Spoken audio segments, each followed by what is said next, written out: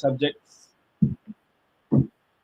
I've been looking at several material, trying to get everything ready. That's why I'm a little bit late.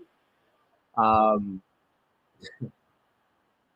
I have a lot to say. This is part two of well, I don't know if I'm going to come back to this topic anytime soon, but this is my second week covering this. Uh, the relationship of Egypt and Ethiopia. I think this is perhaps one of the most misunderstood parts of history. And um, I'm trying to tackle it head on. It's a topic that a lot of people avoid. If you guys have been familiar with a lot of my uh, my work, you'll know that I don't shy away from it. And a lot of the times, even since I've been doing this series on Ethiopian history, both in English and Amharic, one of the things that I get accused of is uh, I'm biased. I'm biased against the church, so I stay away from history that's maybe not representative or puts positive light to something. And here I am talking about the church. I always uh, say this, so um, I don't shy away from history. I talk about it. It may make us feel uncomfortable, but that doesn't mean we don't deal with it. We'll deal with it right away. Salam Hanna. እግዚአብሔር ይመስገን እግዚአብሔር ይመስገን። አሜን። እንኳን አብሮ አደረሰን። ሰላም ሰላም። በረከተ እስጢፋኖስ ይደረግ ብያለሁ። ሰላም አሜን አሜን። እግዚአብሔር ይመስገን እግዚአብሔር ይመስገን። ስልኬን እኮ አስቀምጬልህ አላየኸውም መሰለኝ ዳቆን። No, I didn't. አስቀምጬልሃለሁ አላየኸውም እንጂ አስቀምጬልህ ቁጥሬ። Oh, okay. Can you do it again and not just in case email him? ፕሮፋይል ላይ አለ በዚህ ስገባ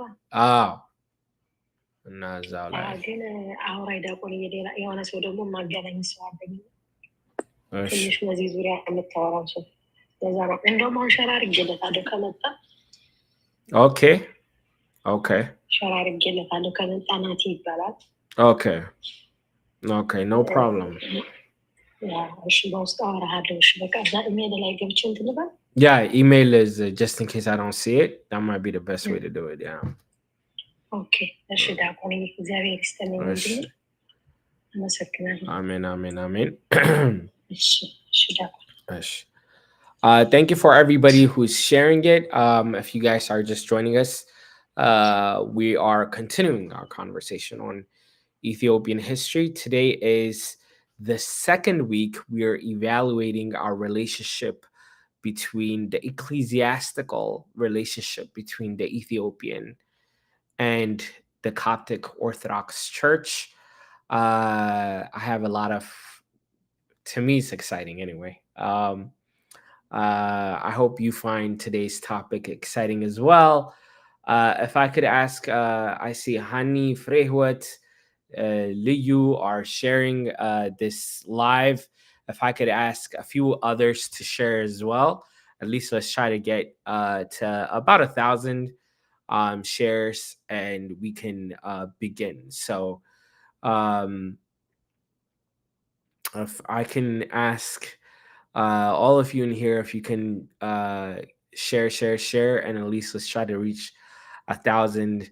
Johannes, thank you for sharing. Tariq, thank you for sharing.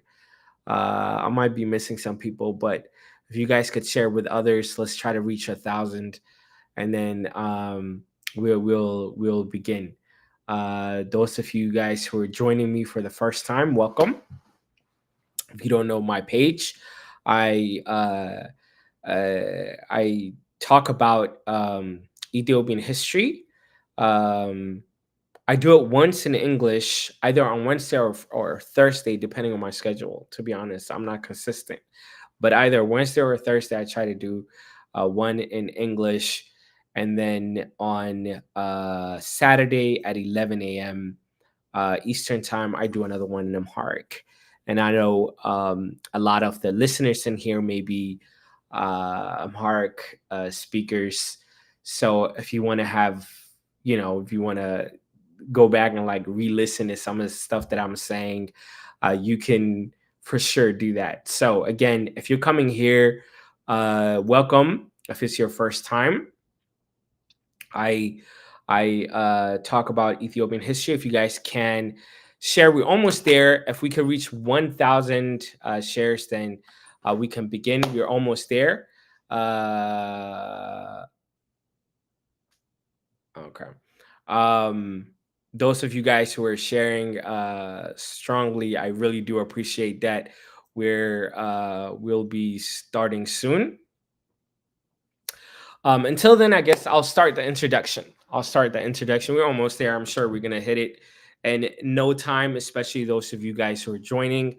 I ask you to share, so that it could get to other people. Until then, I'll go ahead and get started again. If you're new to my channel, welcome. Make sure to subscribe. Uh, um, I A little bit about myself. As you could tell, I am a deacon within the church. And if you can't tell, I'm also Ethiopian. I say this every time or I try to remember to say this every time I begin my lesson of the day for several reasons. Number one, I am very upfront about who I am.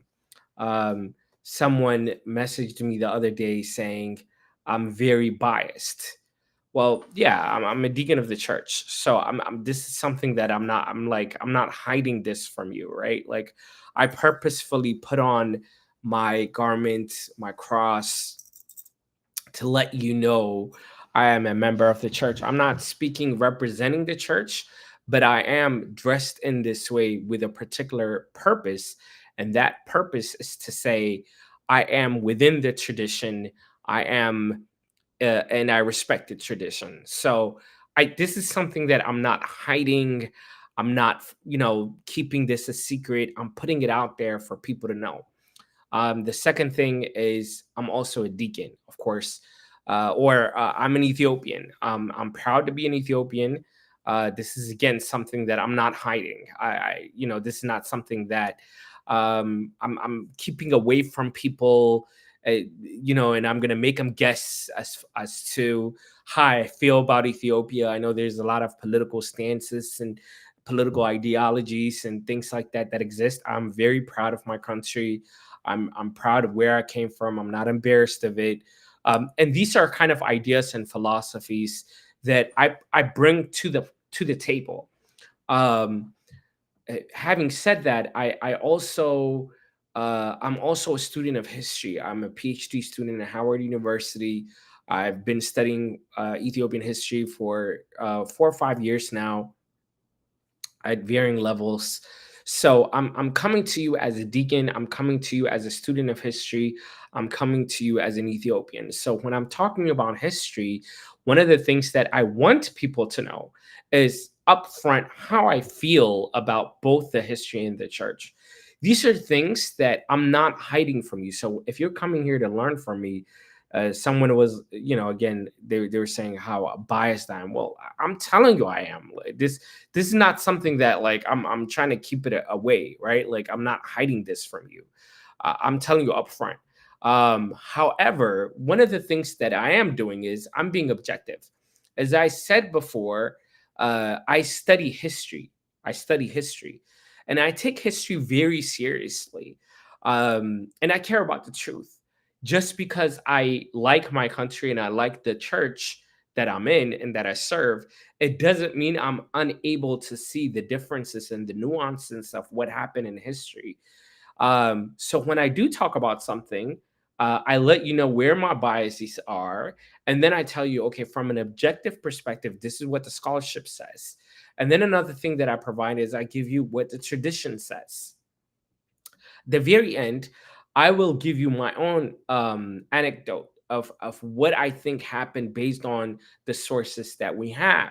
So this is kind of the direction that I try to do history, and how I try to approach history. I guess another kind of experiment that I'm working on, if you can call it that, this is, to me, this is a big experiment, coming here on social media and talking about history. And the experiment is it possible to talk about Ethiopian history without fighting, dividing, and getting mad at each other? Is it possible that we can, come to the table and say, hey, these are the sources that I have. What kind of sources do you have? And let's talk. So that's kind of the experiment. Recently, we've seen that anytime we talk about history, people are ready to, to fight and throw fit and all this stuff. But my question is, can we just sit down? Can we get all? Can we all get along? That's what I'm asking. Can we all get along? So I think we can. We've been doing a great job.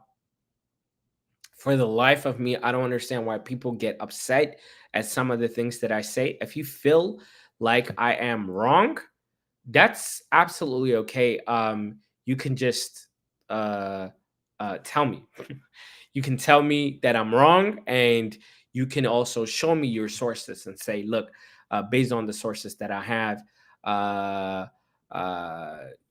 just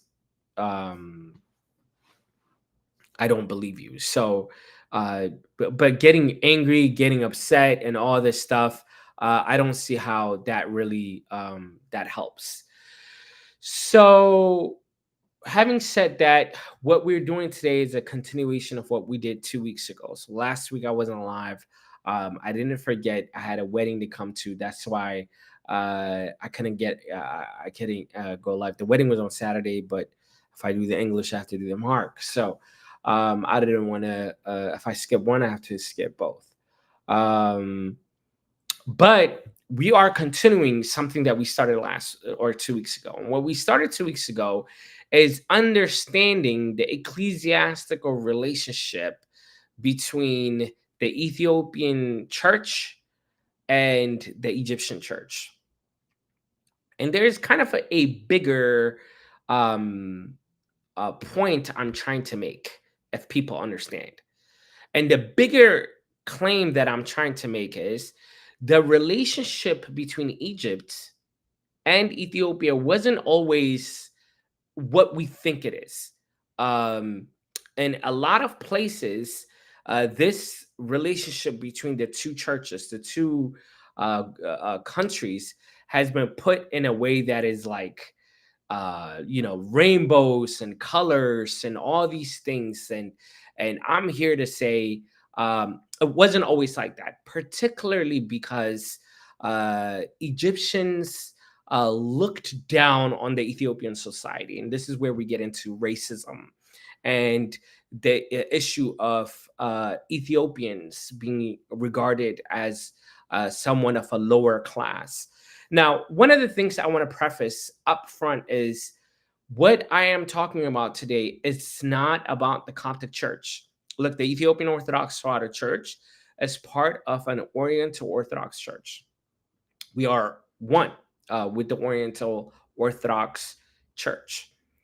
But my critique today is specifically, and I want to be as clear as possible, is specifically about Egyptian authors and Egyptian people that were within the tradition. That is not to say that everyone thought the same way. It's not to say that the Coptic Church as a church looked down on the Ethiopian church. I would never say that.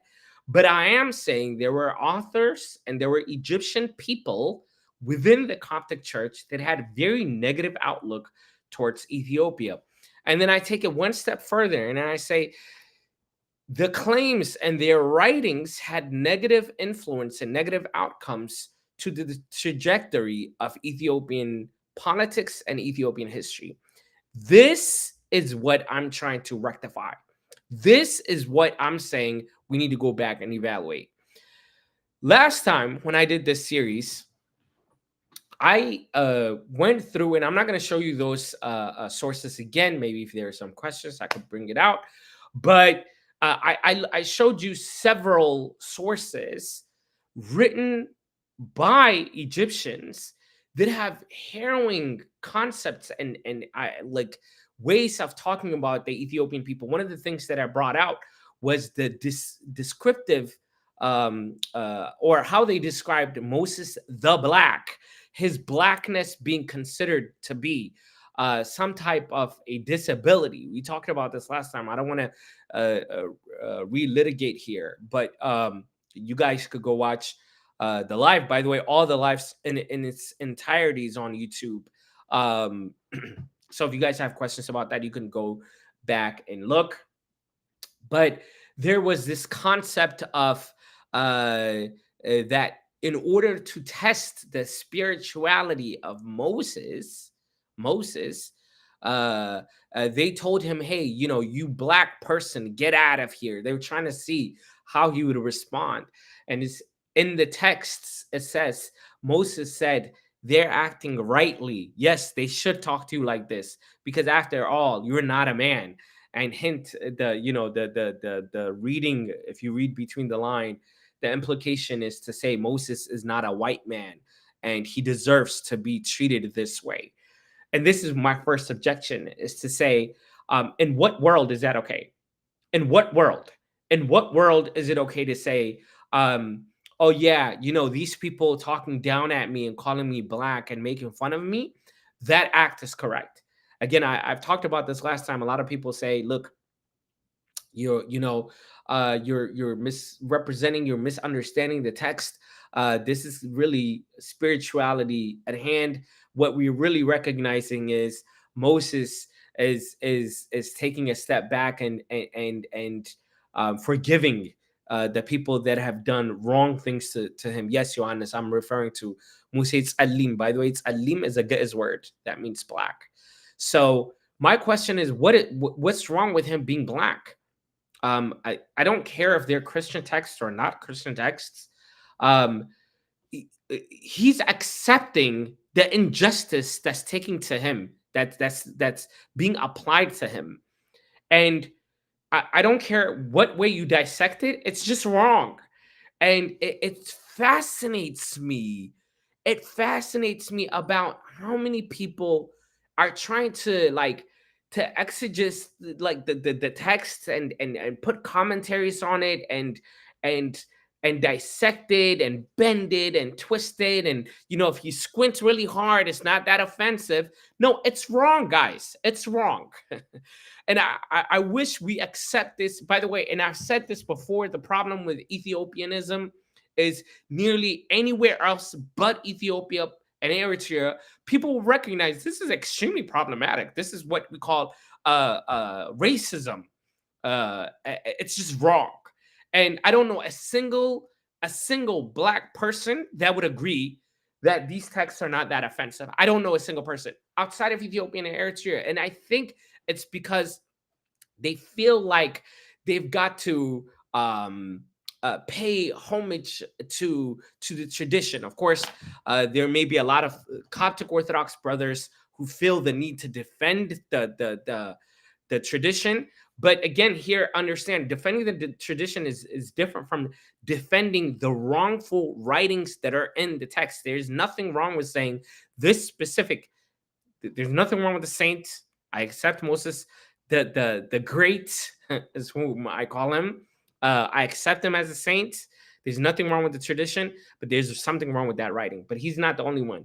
I looked at the writings of the Desert Fathers. Within it, there are descriptions of bishops looking at Black people, being shocked, and an angel coming down, descending, and saying, look, these Black people with Black faces are sinners. And if you give them the Holy Communion, you know, they become white. Like, this concept of Black is something to get away with.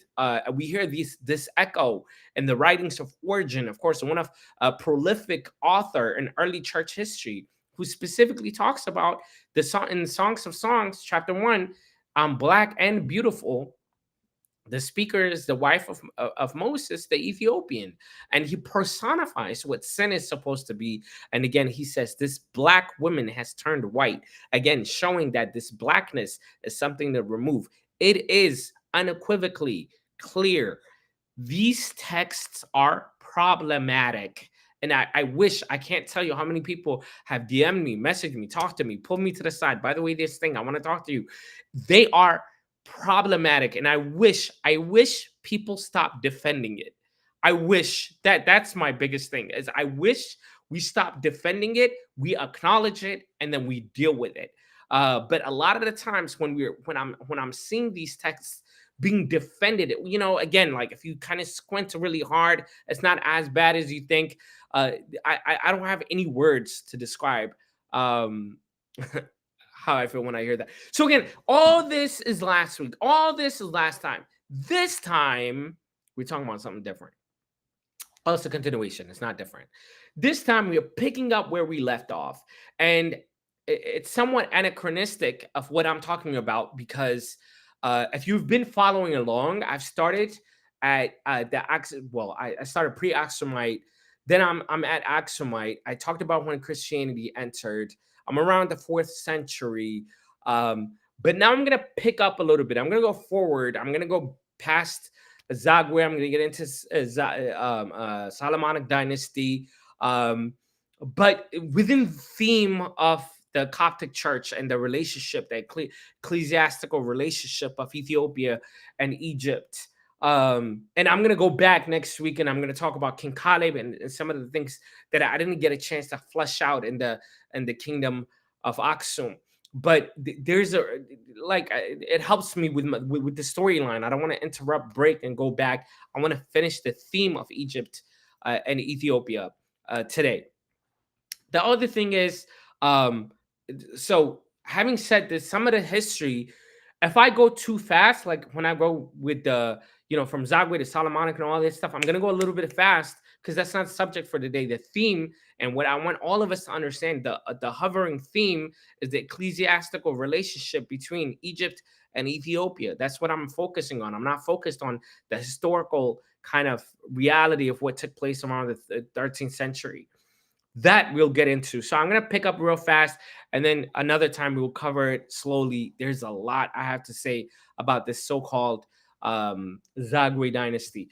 But again, so that's kind of the gist of what we're going to talk about today. I hope you guys enjoyed. I worked really, really hard trying to get the sources together for you guys. And let's go again. For all of you who are coming for the first time, I ask you to support and keep sharing the links so that we can get it to other people as well. If you're new to the channel, I ask you to subscribe, and let's get to it. So what are we talking about today? Well, so again, as I said last time, the first bishop in Ethiopia was Frumentius from the 4th century. So he was a Syrian that came into Ethiopia. This is real, like, kind of overview, review. The Syrian comes to Ethiopia. He goes to Egypt, and he's ordained as a bishop by the hand of Saint Athanasius. He comes to Ethiopia as a bishop. This is kind of where a lot of the history in Ethiopia stops, right? Like if you say, okay, what happened after Abuna Salama, a lot of people are kind of like there's a gap in knowledge. But if we go to the history of the patriarchs of Alexandria, which is the texts or you could consider it to be a primary source for the Coptic Orthodox Church, they have kind of kept a journal, if you will, of the bishops that were sent to Ethiopia and all of the things that happened in Ethiopia. So by reading the sources that they provide, we can fill in the gap that we don't have in Ethiopia. So a lot of the things that I'm telling you, the source is from something called the History of the Patriarchs of Alexandria. Within it is a section where it talks about some of the bishops that were sent from Cairo to Ethiopia, to Aksum. Now, full disclosure, I don't have the primary source, but I do have the Coptic Encyclopedia, which is heavily using this text in order to give us the information that we need. Again, this is not something that I wrote up. You guys could go and look at it. Again, it's an encyclopedia, kind of give us the overview of what this source is saying. So, I will not be able to like get into detail of every single bishop that came to Ethiopia, but I want to highlight kind of like the main ones that I think you guys will find interesting. And the first one we're going to talk about is a bishop that was sent from Ethiopia to, from Egypt to Ethiopia, whose name was Petros, Abuna Petros. This is in the 10th century. So this is about 500 years or so after the Ethiopians received their first bishop. Abuna Petros came into Ethiopia, and of course, he started doing his duties. He started uh, doing what bishops do. And the king of Ethiopia at the time, I don't think we know his name. I may have to read a little bit further about this. He went to the bishop, Petros, Abuna Petros. Remember, Abuna Petros is an Egyptian.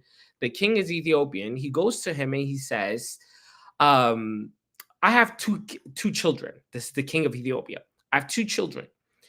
Which one should be crowned the next king?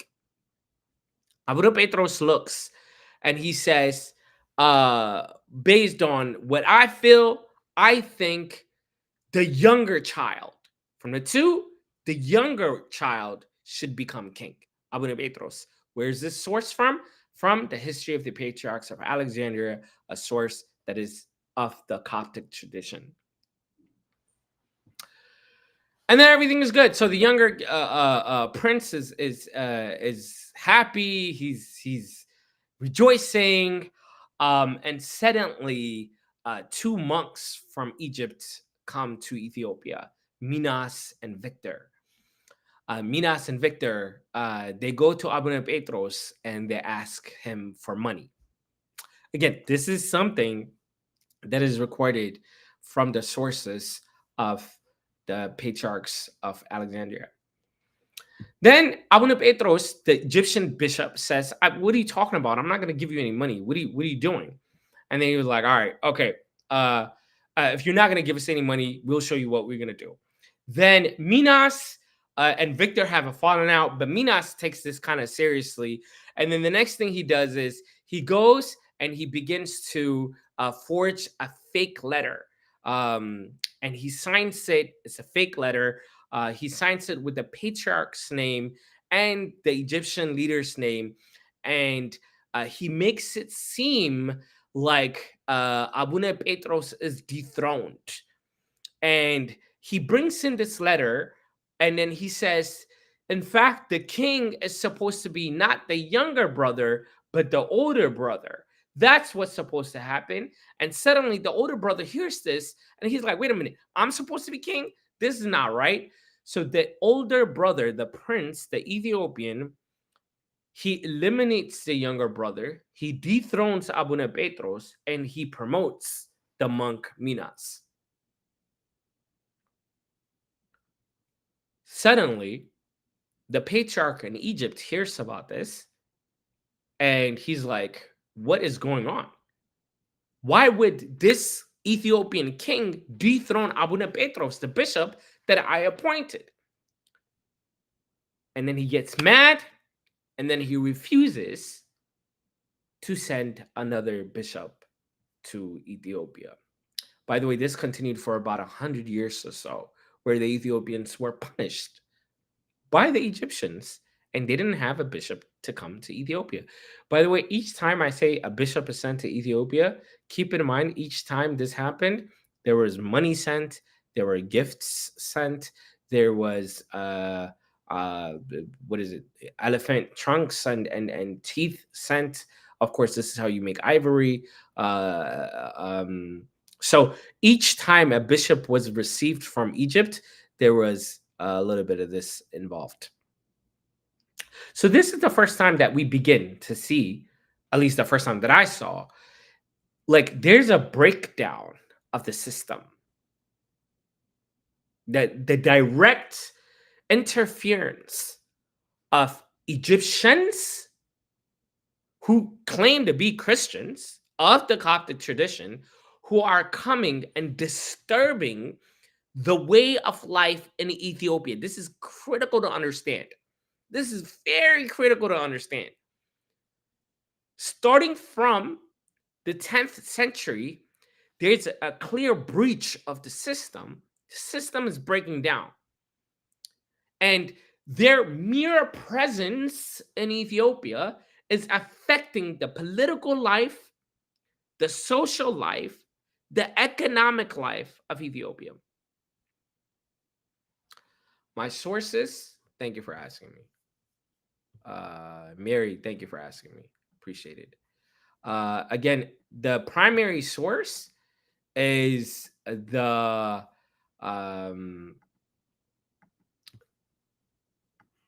I apologize. The primary source is the history of the patriarchs of Alexandria. But my secondary source that I'm getting it from is the Encyclopedia sorry. I'm so used to saying that, like that's like my mouth, but it's the Coptic Encyclopedia. I highly encourage you guys get this, the Coptic Encyclopedia. You guys could go and look at it. And the story that I told you about, Abu Petros, is found in the third encyclopedia. The third volume. And you could see it from 1001. And you could read the story of Petros and what happened from there. And there's Minas and all other stuff. I'm not making it up.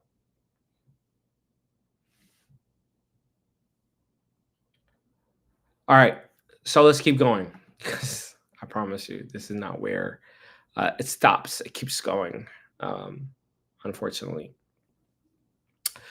So it wasn't until a few centuries later where the Ethiopian king pleads with the patriarch to say, I believe it was Philiotheus. He begs him and he says, I'll send you more gold and more things. Please send us a patriarch. Oh, please, please, please. So again, this kind of a power dynamic is present nearly 500 years after this relationship was established. Again, we can't look at all of them. We can't look at all the bishops that came to Ethiopia. I'm passing like real fast. But in the what is it? The 11th century, soon afterwards, we have the story of a late 11th century Sawiros. We have the story of Sawiros. Sawiros is an interesting bishop. So again, he's a bishop that's sent to Ethiopia from Egypt. And what we see here is, well, first he was in Ethiopia with his uncle, Patriarch Keros II, when he was ordained, and then he was in Ethiopia. But afterwards, when he died, he went back to Egypt, and Keros came to Ethiopia as a bishop. But when Sawiros came back to Ethiopia, there was a problem. He was met with a guy named Abdun. Now, who's Abdun? This text doesn't talk about it.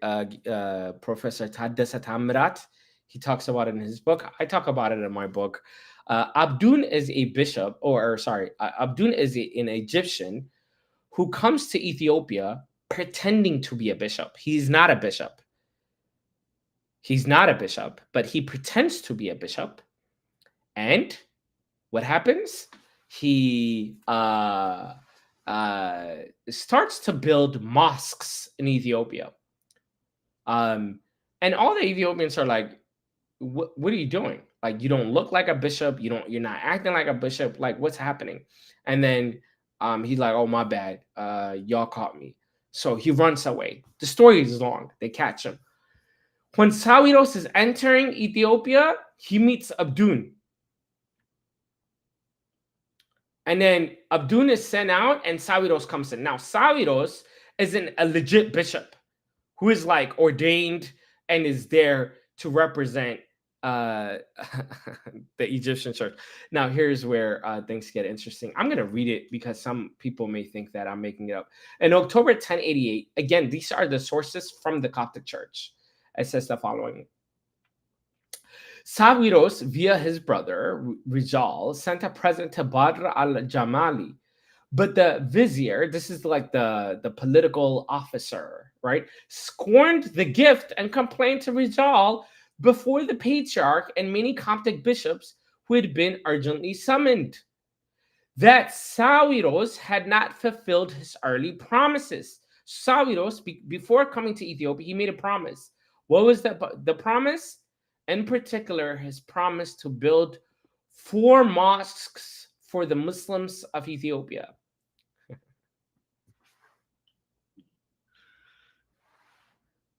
Yeah. You know what's sad is, like, I'm reading this stuff. I guarantee you there's still going to be people trying to defend this. I guarantee you they're going to be, well, like, well, they were trying to help their people out and like, come on. It's wrong. Like, it's wrong. Like an Egyptian bishop should not be building mosques for Muslims. Look, maybe there's some Muslims now watching me live. There's nothing wrong with a mosque being built. I just want to be very clear. But I hope you will agree with me when I say that a bishop should not be building a mosque pretending to be expanding Christianity in a foreign land. Now, Getachew Haile, Tadassa Tamrat, gives some the benefit of the doubt. And he's like, look, man, these bishops, they were in a weird spot. Like, they were in control of the Muslims, and if they didn't do what the Sultanate wanted to do, then the Coptic church will, like, Copts or the Christians in Egypt will be persecuted. That's fine. But again, my claim is that our relationship with Egypt did not benefit us. It did not benefit us. It hurt us. That's the claim I'm making. That's fine if they found it helpful, but don't tell me that we benefited from it. We got nothing out of it. That's my problem. That's my issue. But the problem is now the promise that he made. Look what Rijal says. He says his brother. This is his brother. Whose brother? Sawiros' brother. Who's Sawiros? He's the bishop. He's an Egyptian bishop in Ethiopia, meant to be expanding Christianity in Ethiopia. This is what he says. But Rijal replied that on the contrary, his brother had even been imprisoned by the king of Ethiopia precisely because he had agreed to construct of 7 mosques. Oh, Sawiros. Oh, Sawiros. He promised to build 4, but he's an overachiever. So he's like, no, I'm gonna make 7. 4. Anyone can make 4. I'm gonna make 7. I'm joking about this, but it's actually sad. Again, the reason why I'm talking about this, it's because I cannot tell you the number of people, the number of Ethiopians, the number of Eritreans that are going to try to justify this. Oh, what's the problem if Egyptians, they build a few mosques here and there? Like, what's the problem? No, it's problematic. And I'll tell you how this This directly affects us now. I'll talk about this more. Again, this is not a critique against the Coptic Church as a church, but I do have a problem with the individuals in the church that misrepresented themselves. Like this relationship with Egypt and Ethiopia never helped us at all. That's my point. But yeah, that's not where it stops. It actually continues, believe it or not. Then we get to Abuna Mikhail. Keep it in mind again, I'm not talking about all the bishops and all the problems, but before I talk about this, it's important for us to see what we learned from Sawiros and Petros, the two bishops we've already talked about in Ethiopia. This is after Fremnatos, Abuna Salama.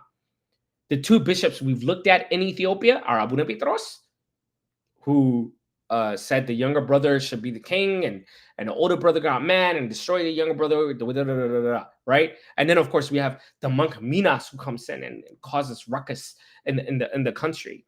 Then we're looking at Abuna Sawiros, the Egyptian bishop in the early 11th century, and the ruckus that he. So what we're learning now is there is a pattern of Egyptians in Ethiopia disturbing the land, the politics, the economics, the religious, the way of life in Ethiopia, simply because they are inside. That's the problem.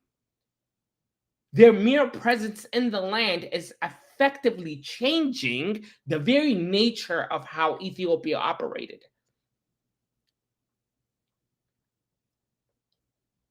Again, like the connection here is to begin from last or 2 weeks ago, when we were looking at texts that are clearly racial undertones. It shows you the perspective that the people, the psychology, the psyche that Egyptians had towards Ethiopians. It was a playground, that they could just come, take the money. We have people that are pretending to be bishops, all Egyptians. Again, it didn't matter. It really didn't matter whether they were bishops, whether they were monks, whether they were Muslims, whether it was anything. It was a playground. It was free for all. Just go and take whatever you want.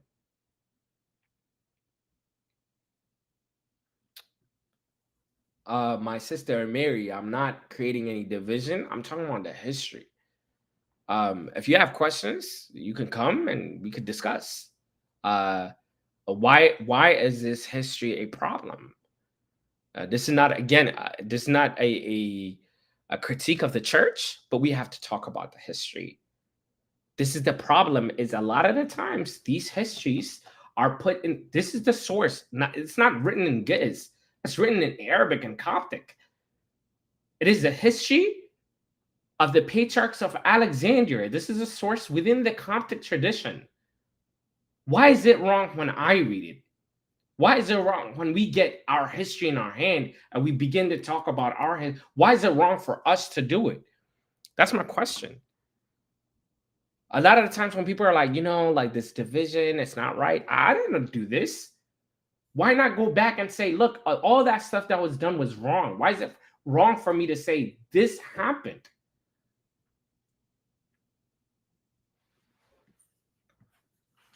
The source is the Coptic Encyclopedia. You guys can find it online. The Coptic Encyclopedia is pulling sources from the history of the Patriarch of Alexandria.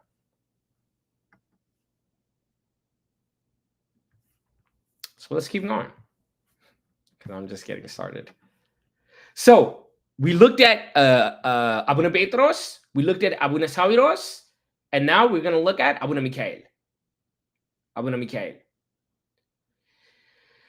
This is where things get really, really, really interesting again. I'm going to talk about the switch from Aksumite Empire to Zagwe Dynasty. I'm going to talk about this on its own independently, but today I'm just going through the theme of the ecclesiastical relationship between Coptic and the Ethiopian church. So I'm just going to go through it. So we have here Abuna Mikhail, same situation, a bishop that is sent to Ethiopia to expand Christianity. Something interesting happens. Two interesting things happen here. The first one is that we have a king, an Ethiopian king. We don't really know his name. It's an unknown name. But we learn that he requests additional bishops to come with the metropolitan. And then we see that his request is denied. Sorry, we're looking at Abu Mikhail the first, not the second. We see that his request is denied. Why is it denied?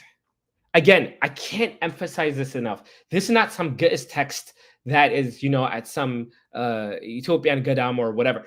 This is a source that the Coptic Church has. It is within the Coptic tradition. This is not something that are like our forefathers, like Ethiopians and Eritreans, kind of made up or whatever. Like, this is a source, like the Coptic Encyclopedia. I can't emphasize this enough. So what do they tell us happened? They said the latter, where is it at? The latter, that is the person that he's asking, defended himself by explaining to the caliph that if the number of bishops in Abyssinia surpassed the canonical limit is 7. That is how many that they are allowed. The Ethiopians, these Ethiopian black people, they're only allowed 7. It says, these bishops could then elect their own metropolitan on site, which would risk removing Christian Ethiopia from all influence coming from Egypt. I'm not saying this. The Coptic tradition is saying this.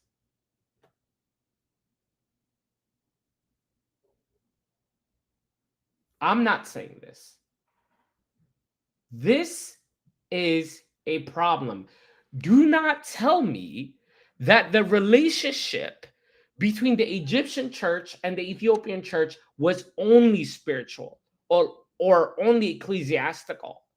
No, it disturbed the political, economic, and social way of life in Ethiopia. This is problematic. It's indefensible. We need to understand this. Again, I'm going to talk about what kind of consequence this had on present day of life. I'm going to talk about this. But we need to wake up, understand it. Number one, the psyche. Again, I keep talking about Frantz Fanon. I really highly encourage people to look up his work and the psychology of being colonized. In Ngugi Watiango says that the mind is colonized. We need to decolonize our mind so we could think clearly. And I don't think we're able to. The second thing that we learned from Abu Mikhail, from the history of the patriarchs, is that during his time, he's imprisoned because apparently he goes against the Ethiopian king that he believes is wrongly in power. Why do I talk about this? Carlo Conti Rossini, an Italian colonialist that was in Ethiopia in 1920s, says this is perhaps the era that Zagwe entered. The reason why, according to him, Abuna Mikhail, and I'm going to talk about this more some other time. Again, I'm not really interested about the historical kind of shift from Aksum to Zagwe, but it is during this time that he believes Zagwe came in power. Now, if you guys are really unaware of the history of Ethiopia, there was the Aksumite Empire, and then there was a shift to the Zagwe dynasty. The Zagwe is supposedly not meant to be in power. I'm not really gonna talk about this, but the only thing we need to know right now is, according to Carlo Conti Rossini, an Italian colonialist who wrote about history, believes this is the time the Zagwe was in power. And then Abu Mikhail is looking at the first king and saying, I disagree, you shouldn't be king, you wrongly put in power. That's his understanding. Then we have another Abuna Mikhail. This is also kind of an interesting story where Abuna Mikhail is ordained as a bishop, a metropolitan. He goes to Ethiopia. And right after he goes to Ethiopia, 5 years later, he comes back. And then he comes back and then he tells the patriarch, oh, you know, the Ethiopian queen, she forced me to get out. She forced me to get out and I was about to lose my life. It was unfair. The reality is Abuna Mikhail II, this is the second, not the first. The first is here, the second is here. The second one appointed someone to look after his stuff, and he thought that whoever he appointed stole from him gold. So he had him killed. This is the bishop, Abuna Mikhail II. So the Ethiopians, they were like, why are you killing our people? And they chased after him, and he had to go back to Egypt. When he told the patriarch and the sultanate of what happened, this could have started a war. This could have started a war. Luckily, the patriarch didn't believe him. He went, he checked his sources. The king sent gifts. He said, that's not what happened. Please send us a new bishop, and so on and so forth. So what are we learning here? What we're learning is there is clearly a pattern. There's a pattern. And this pattern is that whenever the Egyptians and the bishops and the people are coming to Ethiopia, they were disturbing the way of life. Zagwe dynasty happens. After Zagwe, there's a new dynasty that occurs in 1270 AD, known as the Solomonic Dynasty, under the leadership of Yukunno Amalak. After Yukunno Amalak, 15 years later, there is a new king named Yigba Zion in 1285. In 1285, Yigba Zion becomes the king, and then something interesting occurs. Now, I do apologize for all the people on Facebook, on YouTube. I just can't show it because this is not on my computer. It's a hard copy. This is from the Encyclopedia Ethiopica. This is the 5th volume on Yigba Zion. You guys could go and read it on your own. So what happens is when you're reading this, again, from the sources of the history of the Patriarch of Alexandria, the Arabic sources, again, this is not our sources, the Arabic sources says, and there is an unnamed Ethiopian king dated to 1290. So this is at the time where Yigba Zion, this is 15 years after Zagwe, in which the letter asks for a new metropolitan papas to be sent from Egypt, and read carefully, and complaints about Syrian metropolitans who cannot be tolerated in Ethiopia anymore. I want you guys to think about this. And complaints about Syrian metropolitan who cannot be tolerated in Ethiopia anymore. Who's saying this? Yigba Zion. Who's Yigba Zion? He's the king 15 years later of Yukunno Amalak. So let's revise what we've looked at. We are looking at the fact that since the appointment of Abuna Salama in the 4th century, there have been a series of Egyptian bishops that came to Ethiopia that disturbed the political way of life, the economic way of life, the social way of life. All of these sources that we're looking at are not Ethiopian sources. They're Coptic tradition from the history of the patriarchs of the Alexandria. Each time not afraid to lie, to cheat, to maneuver things around, to pin kings against kings, like Abuna Petros or the monk Minas did. So we've seen these things taking place. We reviewed Abuna Petros and his trajectory in the 10th century. Right afterwards, we reviewed Abuna Sawiros in the 11th century. Right after that, we reviewed Abuna Mikhail right after him in the 12th century. So we were seeing is like there's a culture of trying to like twist what's happened, the natural flow of society within the generation. Then we have the Zagwe dynasty. Again, this is going to be something that I'm going to come back to when we talk about the actual shift between Aksum and Zagwe. If you don't know anything about the history, again, Zagwe is meant to be, even the tradition says, they weren't meant to be kings, right? It's a Solomonic dynasty. They need to be descendants of Solomon. The Zagwe dynasty are believed to be descendants of Moses, but not Solomon, so on and so forth. We'll get into that. But in the Zagwe dynasty, during Abu Mikhail's period, we see this request to say, we need more bishops. And here, in their own source, they tell us, we couldn't give them more bishops because if we did, then Egypt, they wouldn't be dependent on us anymore. This is what they said. This is not what we think. This is what they're saying. They're confirming everything that our forefathers have said before. In that same period of Abu Mikhail, suddenly he has a problem with the leadership. Yigbatzion, his dad, Yukunno Amalak, defeats the same people who resisted the Egyptians, the same people who had a problem with, the same people who resisted him. Yukunno Amalak defeats them.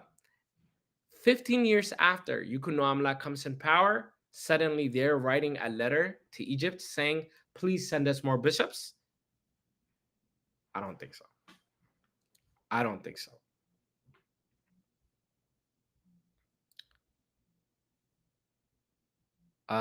Something is going on. Give me 1 second.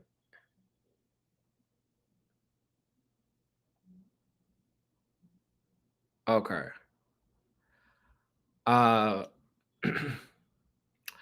If you guys could share, I think someone is reporting. I don't know. This never happened, but if you guys could share the link. Oh wow, this is really happening. Okay. I would appreciate it. I'm getting a notification. I'm about to be turned off. Oh boy, you made some people angry today. Oh man. Look, that's not my intention, but like I said before, like we're here to talk about history. Like you could come live, we could talk. There's no reason to get angry. So I appreciate the love, but those of you who feel like what I'm saying is wrong, let's come and let's talk. By the way, one thing that I will not do is this whole idea of like, let's just ignore everything and sing Kumbaya. I'm not in the mood to be singing. So my sources is from the Coptic Encyclopedia.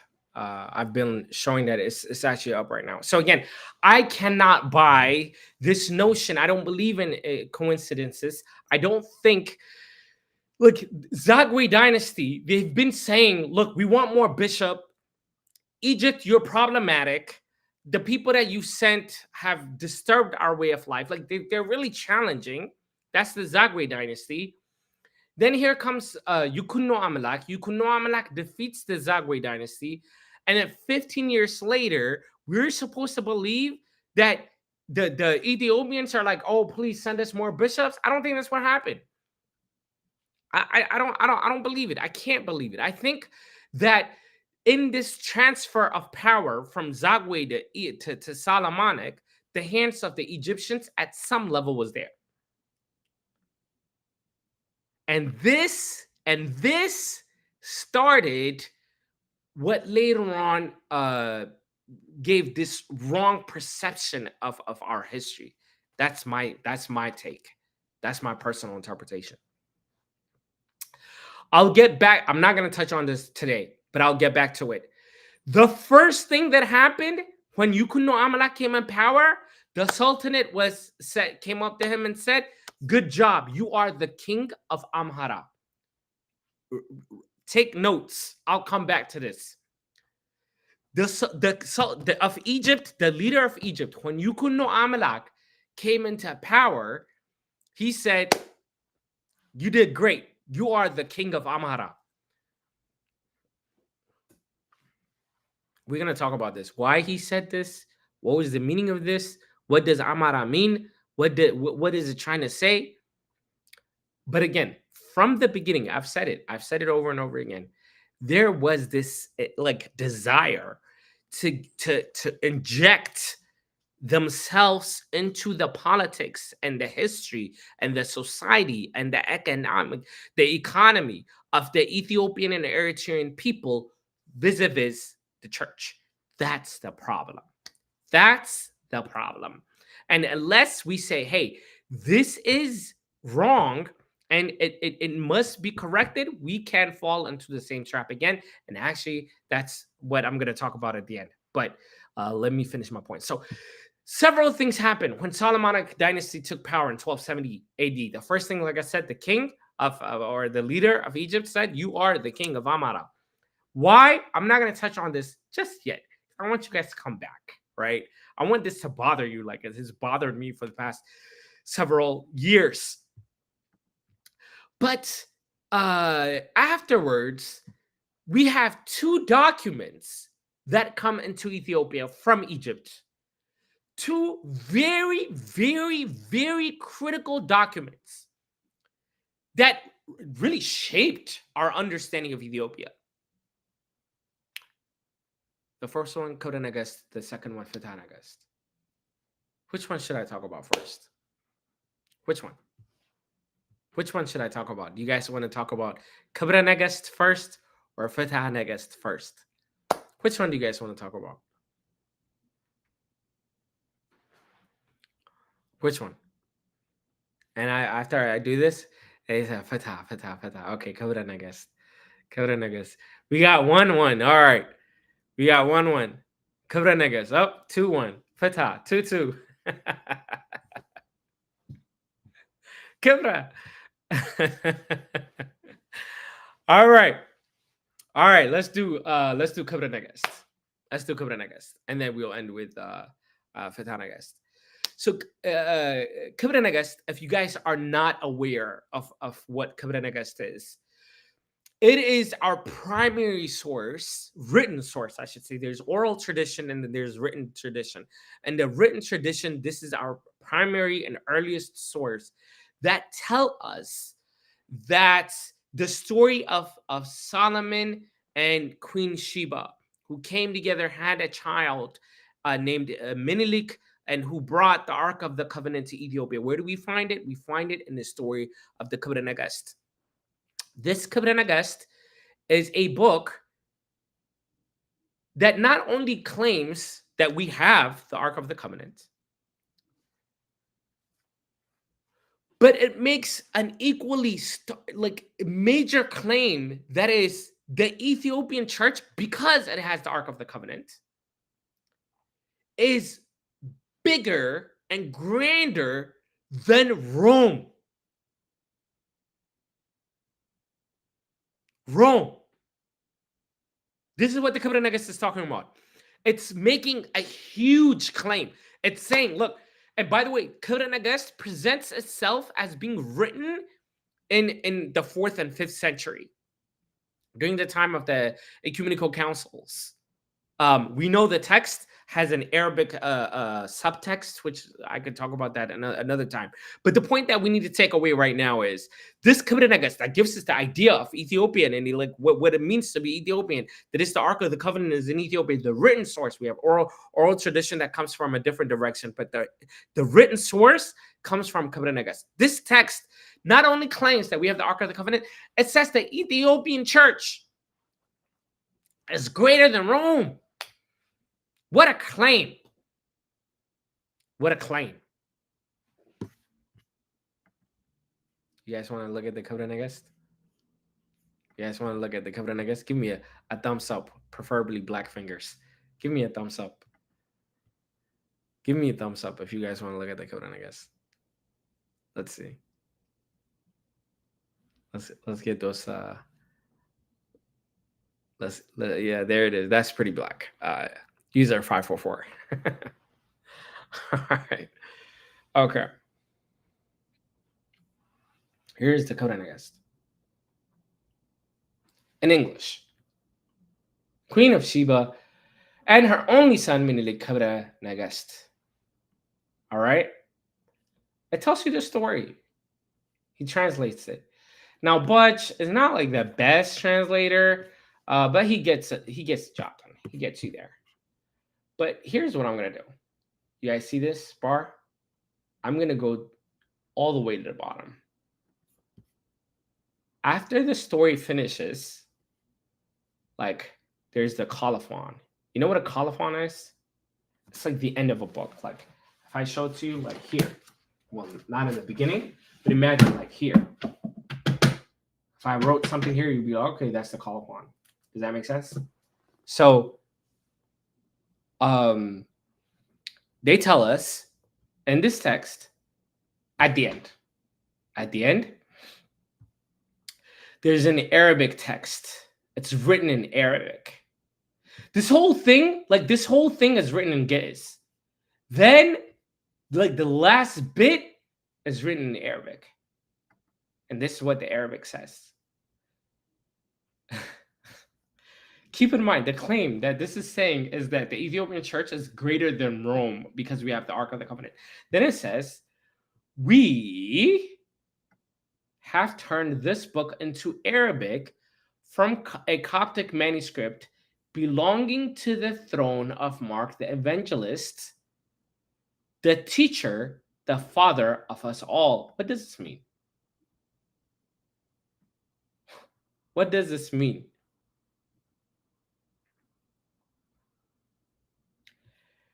This text is saying that Ethiopia is greater than Rome. Rome. And makes the claim. Like the Ark of the Covenant that is in the Old Testament is currently in Ethiopia. It makes that claim. And once it makes it, what does it say? It says, we have turned this book, this very book that gives Ethiopians their identity, their who they are. Like this book that tells you about your history, don't forget we're the ones that gave it to you. We from the Church of Alexandria, we're the ones that gave it to you. Don't you forget it. Don't you forget it, you Ethiopians. You may be bigger than Rome, but you'll never be bigger than Alexandria. We've translated in the 409th year of mercy in the country of Ethiopia in the days of Kebra Mescal, the king who is called Lalibela. This is when they translated it, during the saint Lalibela. And the days of Abba George, the good bishop. And God neglected to have it translated and interpreted into the speech of Abyssinia. And when I had pondered this, why did not the Abalis and the Abal Frog, who edited whatever the book translated? I said this, it went out in the days of Zagwe, and they did not translate it because this book says those who reign not being Israelites are transgressors of the law. They're saying the Zagwe didn't deserve to have this book, but you Solomonic people, you guys are. You guys are able to have this book.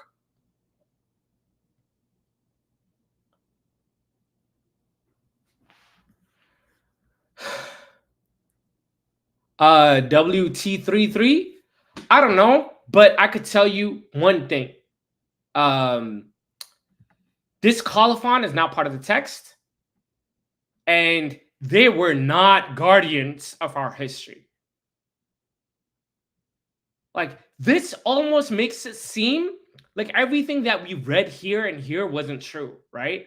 Like, here, they look like, they had our back, and they were like, we got you, we were protecting you all along, and here's your history, you're welcome. That's the tone that this colophon has. But it's just not there. It's a colophon. But the history keeps going. At around the same period that this text shows up, what shows up? Nagast. Translated from Arabic into Ge'ez. From Arabic to Ge'ez. From Arabic to Ge'ez. Around 13th century. Around 13th century.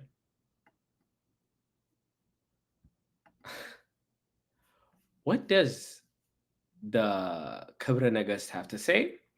Let's go to chapter 4, verse 50. Chapter 4, verse 50. So you guys don't think I'm making it up.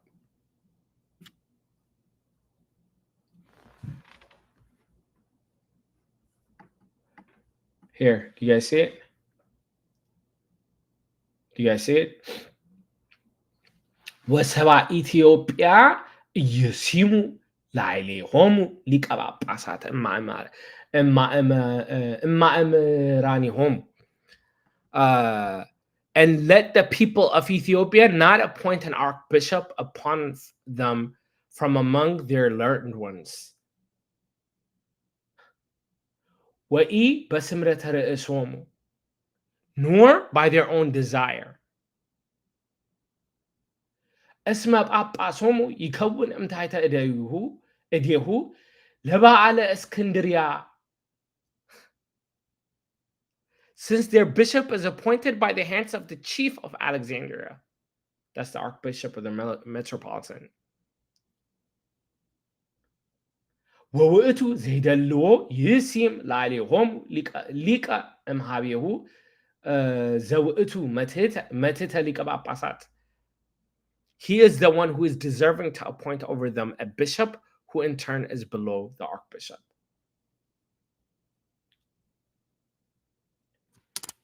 This is translated from Arabic into Ge'ez. This book is given to us by the Copts to use in Ethiopia. Until 1951 or 1959, depending which calendar you're using, Ethiopians believed this was the word of God. They thought this was the Holy Spirit. From 1300 onwards, they would look at this and say, oh, you know what? The Egyptians said this. Let's not worry about the history. You know, guys, let's just pray. So whenever we need bishops, let's just, like send them extra money and let's get the bishop. Let's not worry about other things. Why create division, guys? Let's just be kind. Let's just be Christians, guys. Let's do the right thing. That happened for 700 years. Is this from the Holy Spirit? Is this what God says? Is this what it means to be a Christian, to spread Christianity?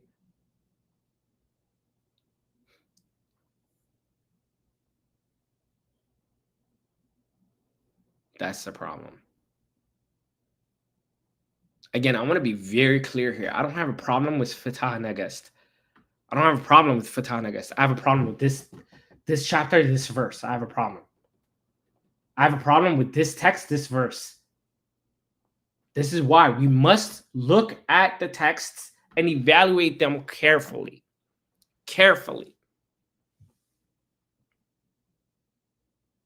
Why does this matter? Why take time to talk about this? Why not, move forward? Why make a big deal out of these things? Number one, because history matters. When African Americans are talking about slavery, like as Black people, do we say, oh, you know what, we shouldn't learn about history? Even the most strongest adherents of Republicans agree, at least you need to talk about slavery. They don't agree with calling everybody racist and the whole thing being racist and all this stuff, but they agree that there needs to be a discussion and understanding and recognition that bad things happen in history. Why can't we do that? Why avoid it? Why can't we talk about our history? Why are we going to pretend like the whole 2000 years or 1500 years or whatever it was relationship between the Egyptian and the Ethiopian was perfect? Well, I'm not going to pretend. You could pretend. I'm not going to pretend. Especially when even now recognition hasn't been made by the Coptic Orthodox Church. This is my current problem. Now I'm coming to my current problem. Even now, even today, a genuine Bill Clinton apologized for slavery publicly. He said it was wrong. Slavery was wrong. An official recognition. That was wrong.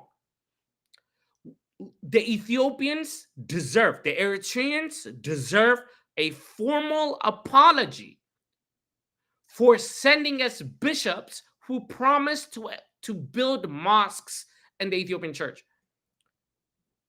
If it was up to me, I'm a nobody. You know, I'm a nobody. That's what people tell me all the time. You're a nobody. I'm a nobody. If it was up to me, it would be an official letter, a recognition. You know, we talk about I can't say the word. When people are sent money, like black people are like, okay, we deserve money because like you stole these things from us. We want the money back. Ethiopians should do the same thing. All the economy that was stolen, that we pray, we party. I can't say it. I can't say it. I better not. I better not. There are people watching. Don't tempt me now.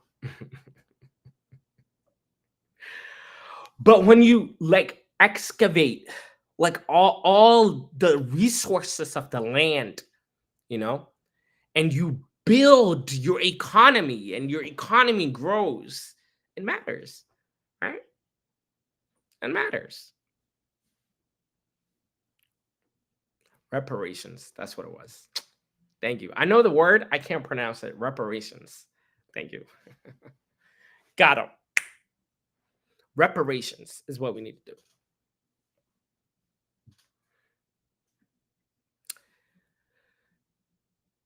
Don't tell me it doesn't matter when I'm looking at their Sultan and the way that Ethiopian monks are being treated by Egyptian monks today. Don't tell me it doesn't matter. This is history. Everything is connected. It doesn't happen like out of nowhere. These things it matters. Like, don't be shocked. That's my thing. Like, you know, one of the reasons why I'm doing this history is like, I can't tell you how frustrated it is for me when something occurs in the world and people say about, oh my goodness, wow, that is shocking. Why are you shocked? History will repeat itself. It will repeat itself. The best thing to do, and I say this about our culture, I'm Ethiopian, I am of the church, I am within the church. One thing that I cannot stand that my people do all the time is they react.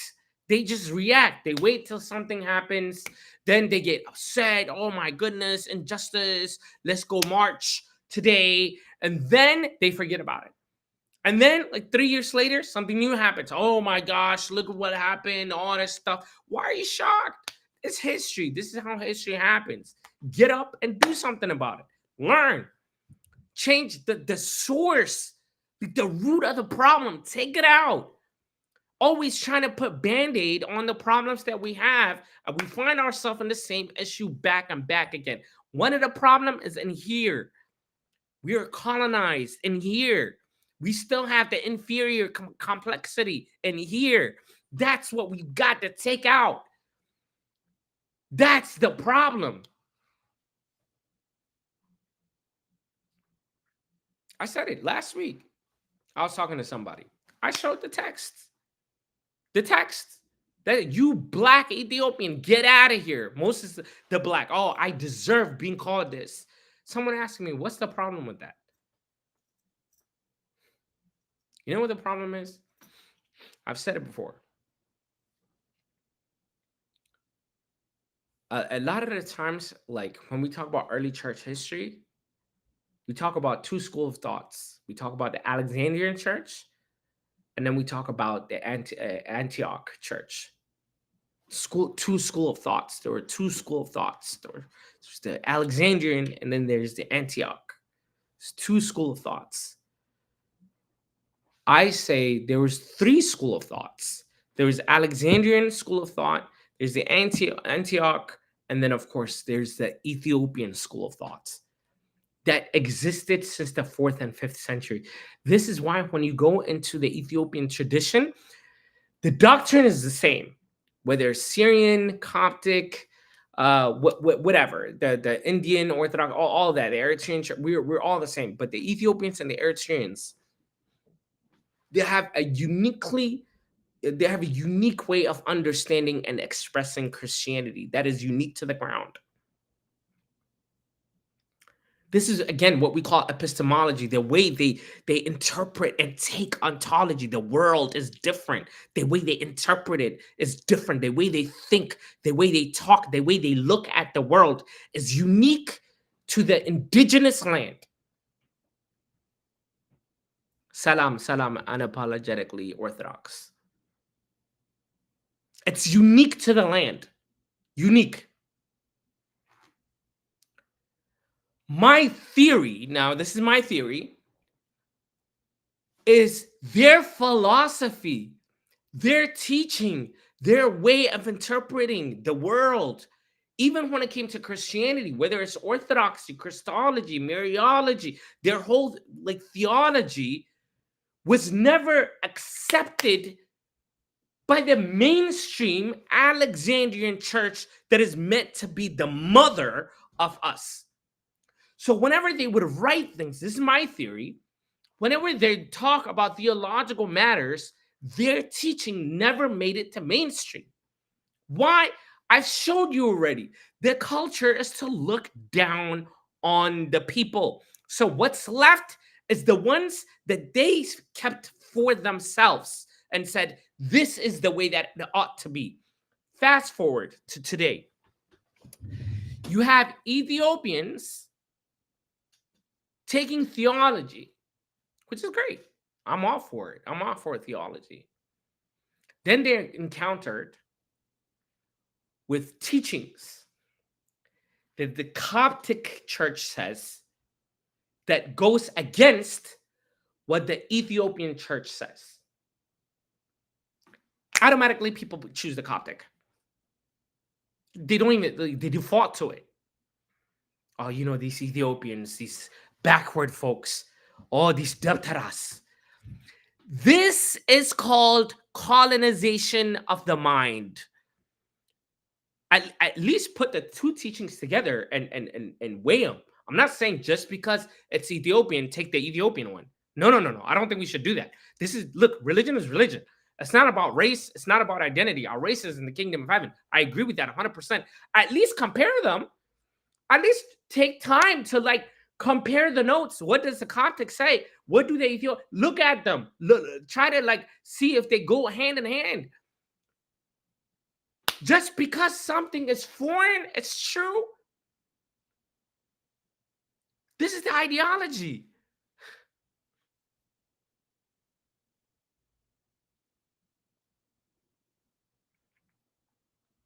One brother was saying just the other day on TikTok, just the other day,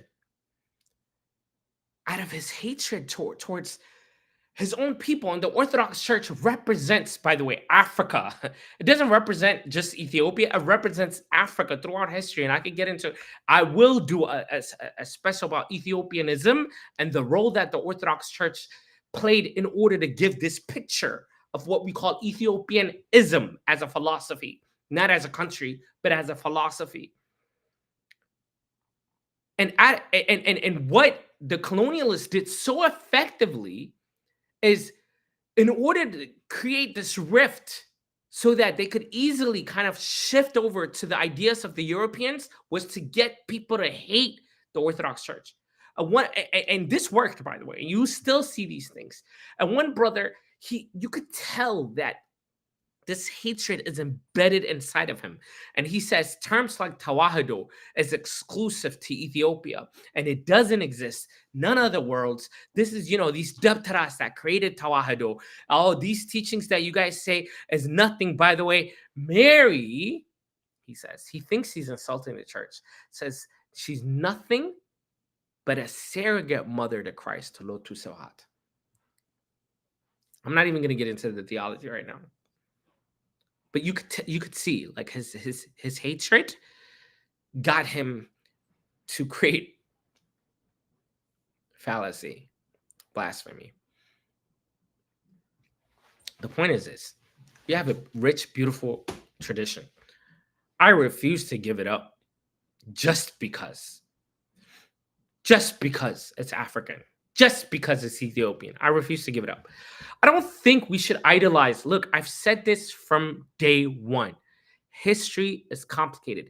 There's beautiful things in history that we ought to keep. And then there's horrible things in history where like we're not going to be proud of.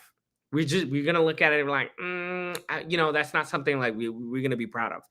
Look, I'm part of the Oriental Orthodox Tewahedo Church. By the way, I don't like the term Oriental. I think non-Chalcedonian is a better term for us.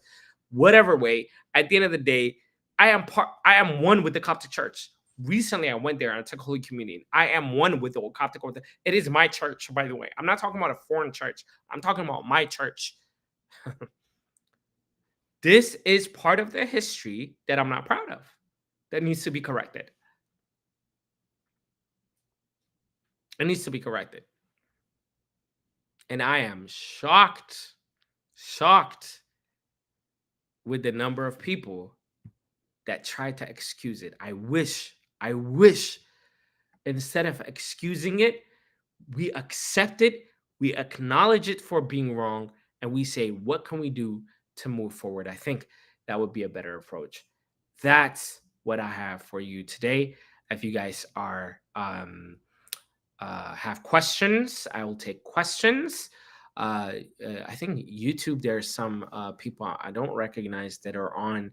The best way to ask me questions would be on TikTok. If you guys request to come on live, I'll accept you guys, and then we could go from there. If not, then this will be the end of the program.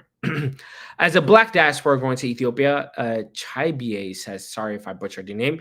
As a Black diaspora going to Ethiopia has expanded my theological perspective. Seeing an image of a Black Jesus really does a lot for us in the diaspora. The truth is being revealed and we know it. Thank you for that comment. I will be doing one like class specifically on iconography and the Black Jesus. What was your take on some of the stories of Ta'amira Mariam or Ta'amira Jesus? Do you think some are heretical or no? It's so funny you asked that question. My dissertation topic happens to be on Ta'amira Mariam.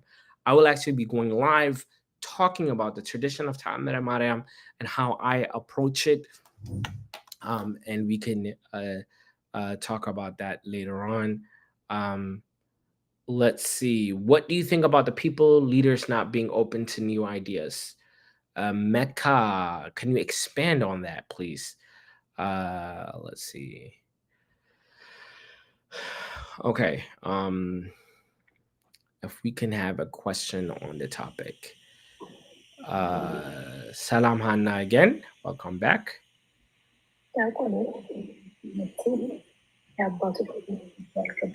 እሺ ድምፅሽ አይሰማም።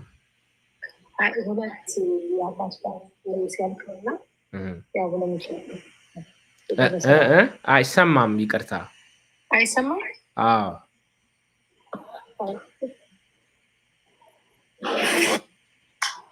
እሺ አሁንስ? አሁን ጥሩ ነው። አዎ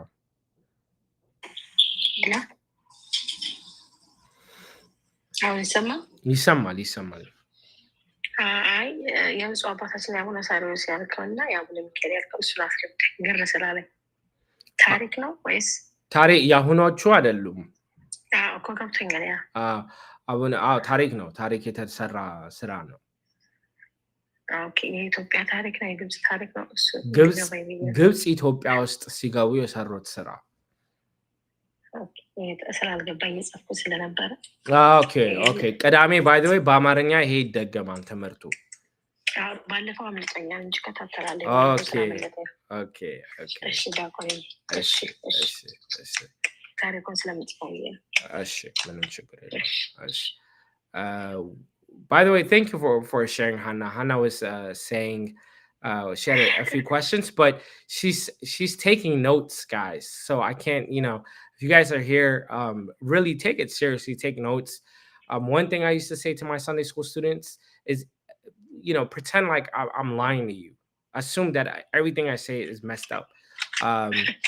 So your job is to prove me wrong. To go and check your sources and all that stuff. So thank you for that. Mikhail or Michael. Yes, thank you, Diakon.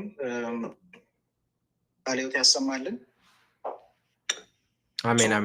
It's pretty interesting that you mentioned some of the relationship behavior between Ethiopian Orthodox Church and Coptic Church, Egyptian Coptic Church. So I feel that, don't you think that the Ethiopian Orthodox Church noticed these issues and tolerated them just to continue this apostolic succession?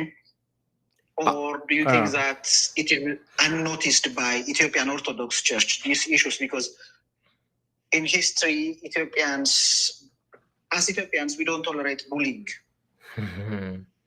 You know that, the war between Ethiopia and Italy the main source was bullying. They wanted to bully us, and we said no. If you want to go to war, yes. So what is the view of the church? I wish you invited one of the senior clergy members of the Ethiopian Orthodox Church and what they think about especially those articles that you read on the Fatah Nagast. I wish to hear directly from the Ethiopian Orthodox Church. I know that you are the member of the Orthodox Tewahedo Church, but since you are a researcher, other point of view would be much preferable. So can you give fair enough. And I respect that. Great question.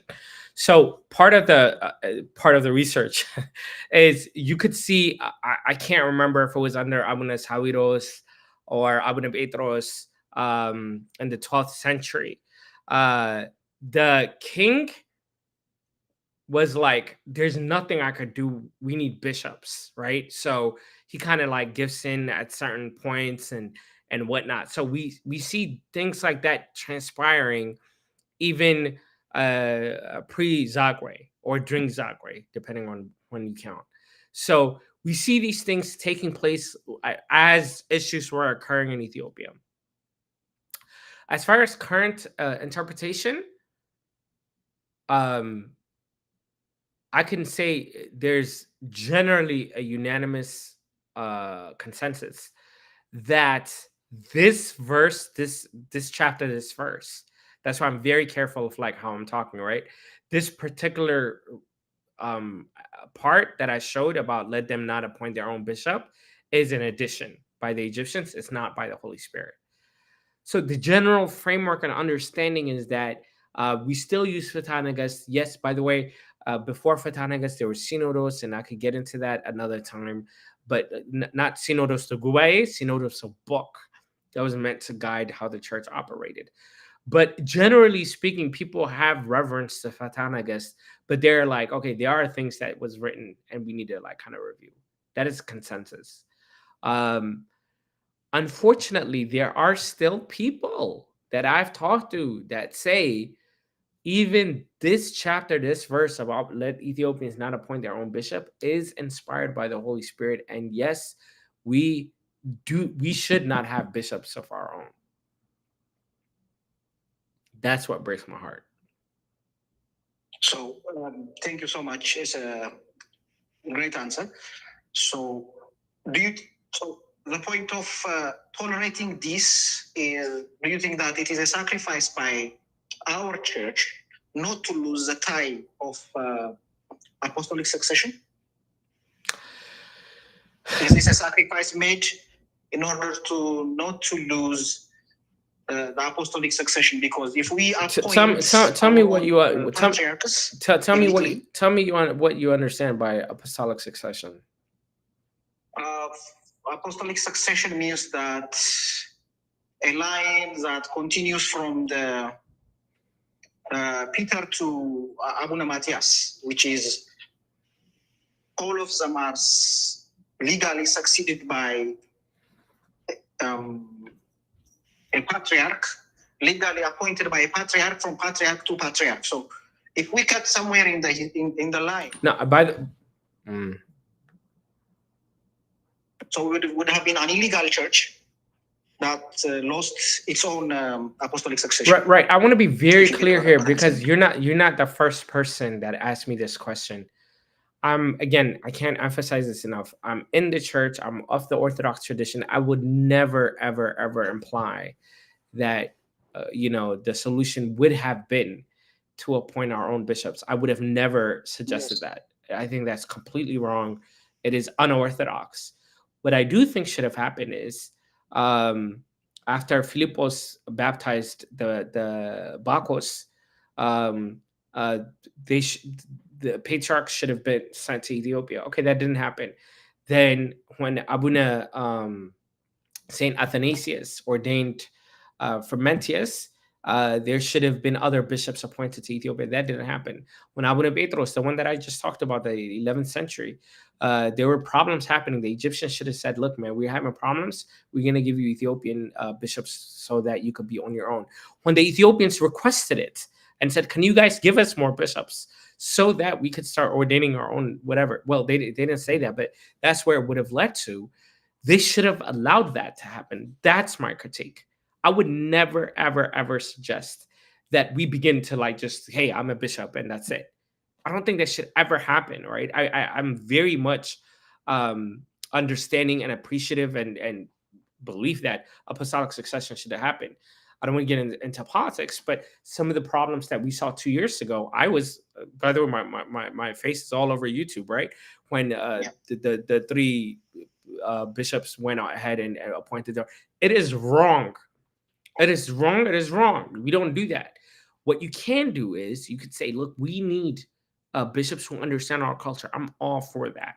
But you can't just take your own kind of sideline and say, we're going to do our own things. That just can't happen. I don't care if you're Ethiopian. I don't care if you're Eritrean. I don't care if you're Egyptian. I don't care if you're American. I don't care where you are. Thank you so much. Thank you, Diego. Thank you for that great question. I really appreciate it. Thank you. King David. My good brother, thank you for the opportunity to speak. Absolutely. You'll recognize quite quickly as I speak that I'm not Ethiopian.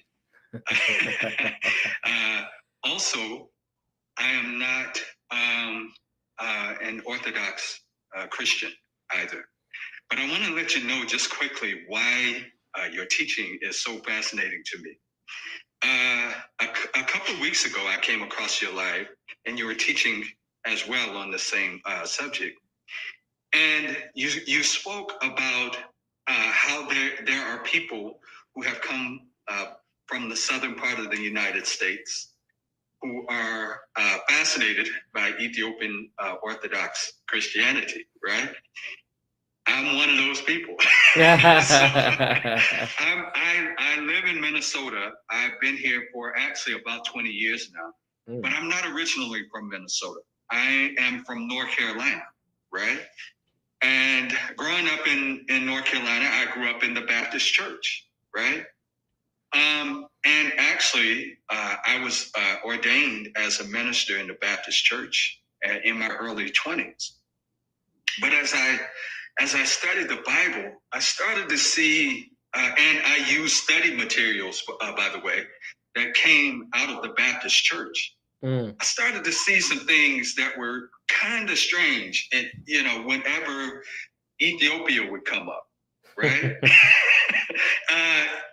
was like, okay, well, why do they seem to be so, it's kind of, I don't know what the word is, but things got kind of strange, you know, with the study materials. Anytime Ethiopia would come up, right? Mm-hmm. It's like they were very careful not to affirm anything that had to do with Ethiopia, right? And it just kind of stood out to me. It had nothing to do with the fact, by the way, that I was raised in the South, where the sensitivities around racism, as you know, are very, very, very high. They have always been, and to your point, they have that all is traced back to slavery, right? Or the transatlantic slave trade in particular. I hope I'm not taking too long, my good brother. No. This is very much needed. So please continue. Yes. Yeah. So about 5 years ago, and by the way, over time, I came away from the Baptist church and all of that, but I never stopped studying the Bible. So about 5 years ago, I came across a book called "How Africa Shaped the Christian Mind," right? Written by a white theologian by the name of Thomas C. Oden. And I think he's out of the Methodist. Yes. Oden. I know him very well. Like his work. Yeah. So in reading this book, my mind was just blown, right? And the whole of what I took away from the book, and he said it even, that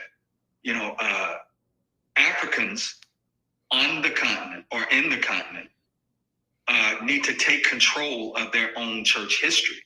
Was basically what he was saying. He said because they have been underrepresented, right, as the theologians, and as a result, basically history has not been accurately accounted for, where Ethiopia is concerned, or where Ethiopian church history is concerned, and all of that.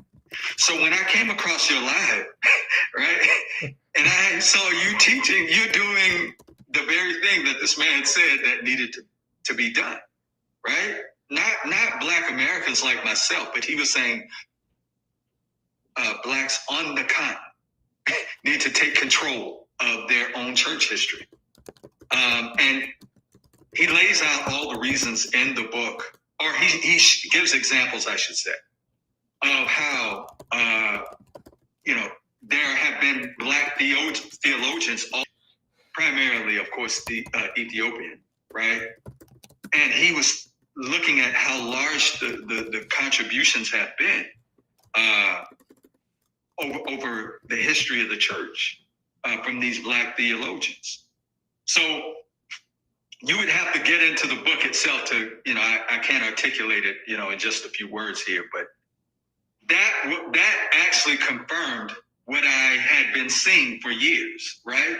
Mm-hmm. Like from other Baptist study resources, right? Like every time Ethiopia would come up, things would get strange, right? Mm-hmm. And so what this white theologian was saying was that, hey, basically, what you're saying is true. Basically, white theologians, mainly Western theologians, who could not deal with the idea that Black theologians contributed so largely to church history, right? They couldn't handle that, so they couldn't, deal with that. So I'm only saying that, brother, again, I want to say thank you for, number one, making this available in English, right? Because as I said at the beginning, I'm not Ethiopian, right?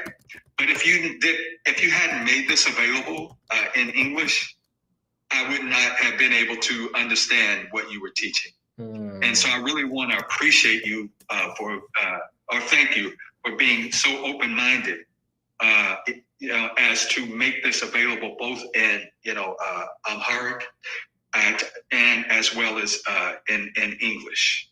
So I really want to appreciate it, because I'm sure I'm not the only one out here, right, who sees these blatant, basically discriminations happening in Christendom, if you will. And you're making it all make sense. You know, you're connecting this thing not only from a theological standpoint, but also from an historical standpoint. So you're doing something actually very revolutionary, you know, extremely revolutionary. And also, I want to point out too, real quickly before I get out of your way, moving from North Carolina to Minnesota, right?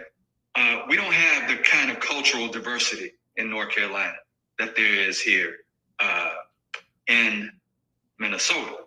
And so the interesting thing is that after I moved to Minnesota, I actually started attending a church that would of mostly Ethiopians and Eritreans, right? And in fact, I was the only Black American in the whole church, right? So interesting experience, but I did it because I'm just, I guess curiosity is my superpower. You know what I mean? Right.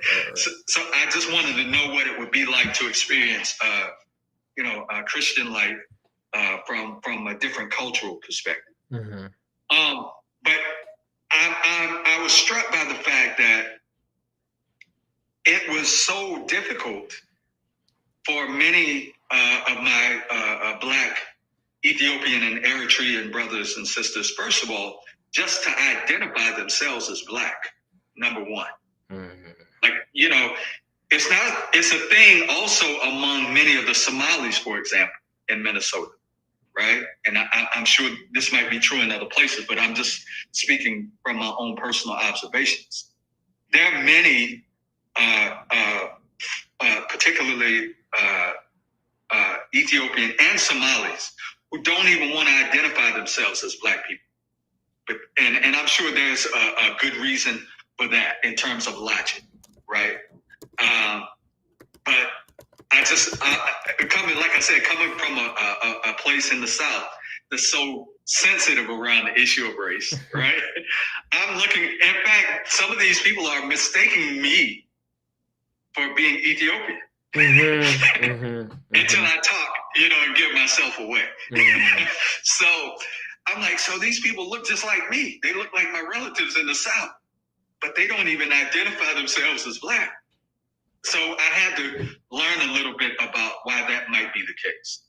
So I'm saying the fact that you are naming Blackness alone, as I came across your live a few weeks ago, was something that fascinated.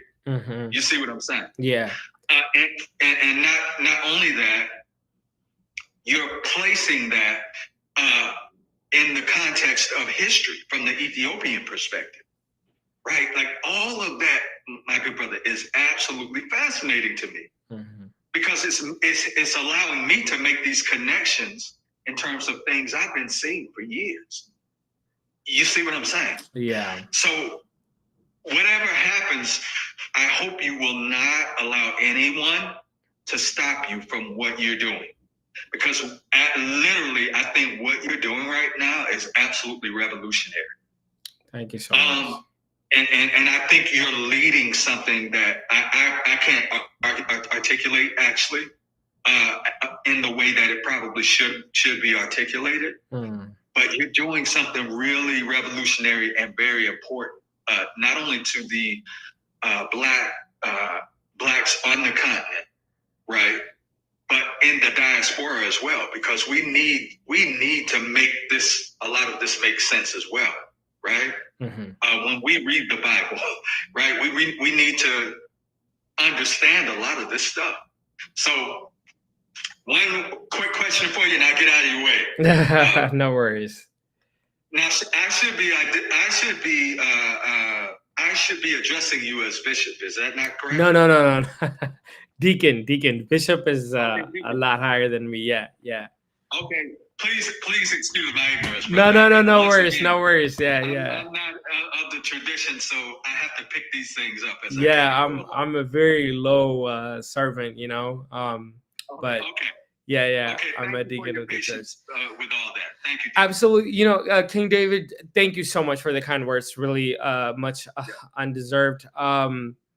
I will say, message me and and then I want to keep talking to you and hopefully we'll keep going. Just several things that you touched upon. I want to echo is it's interesting. You said a lot of Ethiopians don't identify as Black. I didn't either until much recently, until after I grew up. By the way, now I go to Howard, so it's all this Howardness coming out of me. If there's a place to identify your Blackness, it would be there. It would be Howard, and it's the best thing that ever happened to me. Because like you said, there were these gaps. Too, by the way, great choice of university. Yes, absolutely. Yeah. And there were these gaps of like everything I was trying to do, like it felt like a wall. Like I would go somewhere and it just kind of hit somewhere. I just couldn't understand it. And once I got to Howard, I was able to look afterwards. So what happened? Again, this is my theory: is if you go to like Nigeria and you're like colonialism, they're like, yeah, okay, let's talk about it. If you go to South Africa towards the Black, and you're like racism, they're like, yep, let's talk about it. You go to Ethiopia, you say racism, they're like, what is that? If you go to Ethiopia again and you say colonialism, they're like, yeah, go over there, Kenya or whatever. So for a lot of Ethiopians, like we defeated the Egyptians, the Italians during the Battle of Ottawa. So it's like no, we're not colonized. We're not, like, it has nothing to do with us.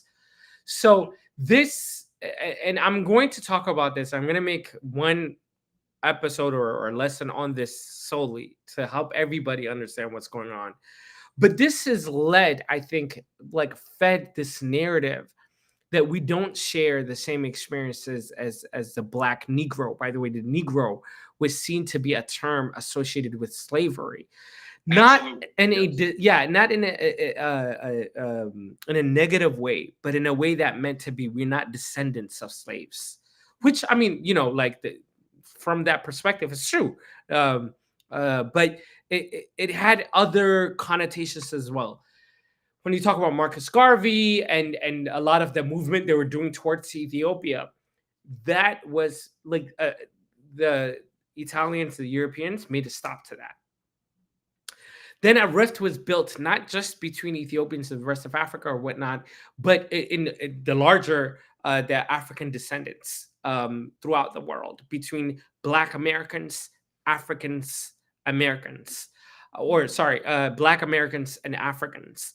And what you get now is you get this still tension that is very much real, right? Like Black people are lazy, Africans are backward, like all the stigma that is very much alive, as much as we want to avoid, like act like it's not there. Yeah, brother, and I think there's a design to all that too. I don't think that 100%, 100, and that is my point, right? Like 100% design. You're there in DC, right? Yeah. Howard is in DC. So I met an old Ethiopian man here in Minnesota, right? Yeah.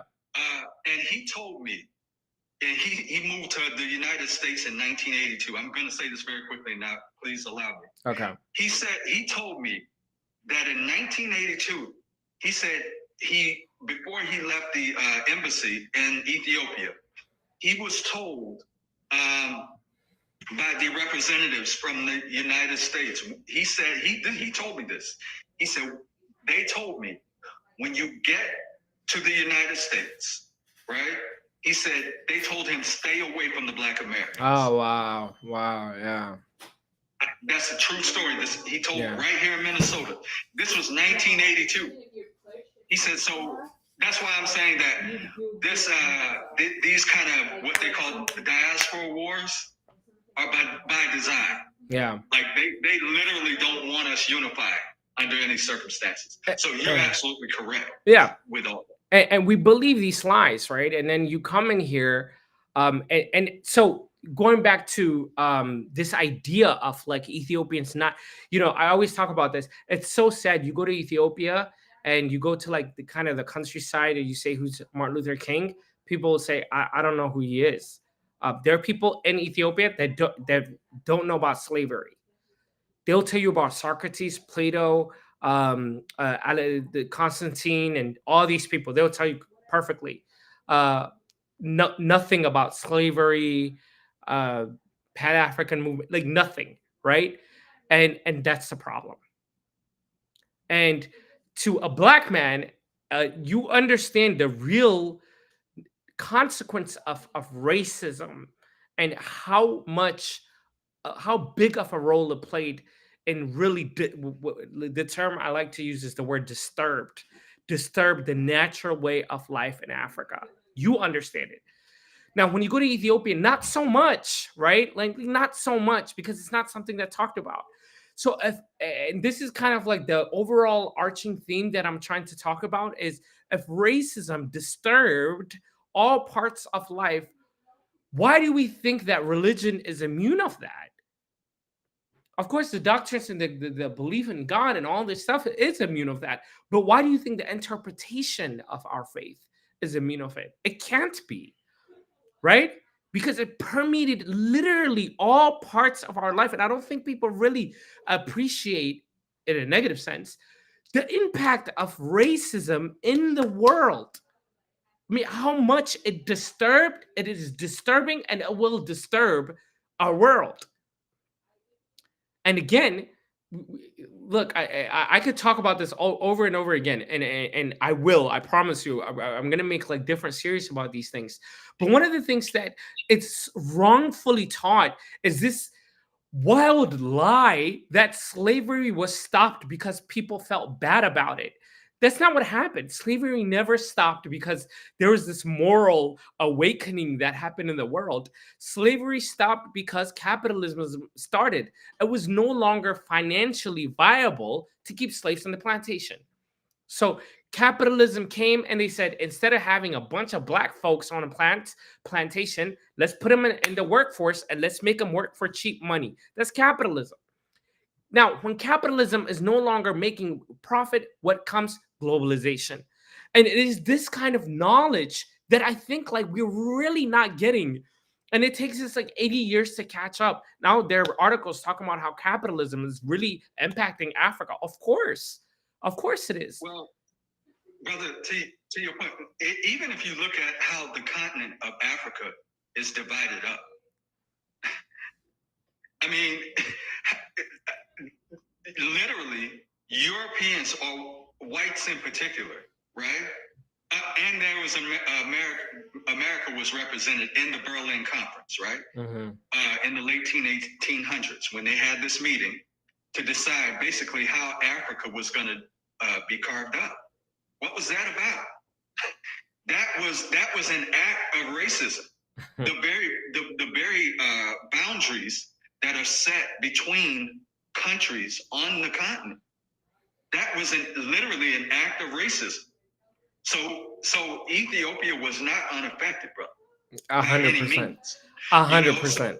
The fact that you are, I didn't learn until I moved to Minnesota that, even just in Ethiopia, that you have, from what I understand, hundreds, how many tribes are represented or languages represented? Yeah, 80 to 100 languages are represented in Ethiopia. Yeah. Okay, thank you. I was about to say 100 thereabouts, but the point of the matter is, when you talk about dividing things up, I mean, how can you go in and divide boundaries in that type of context, right? When you have, even in the same country, people that you have different ways of life, so many different ways of life represented.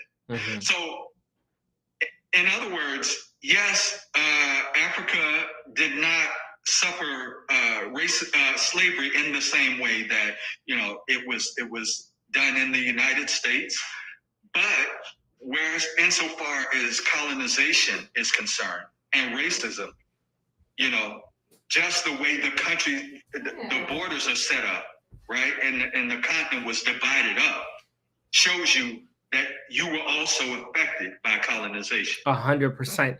And this is precisely why I'm trying to do these shows, and that's kind of the ending. I kind of I showed all my cards today, but it's important for people to understand that, like, how much things have affected us, and we have to kind of like wake up and really do better. We have to do better.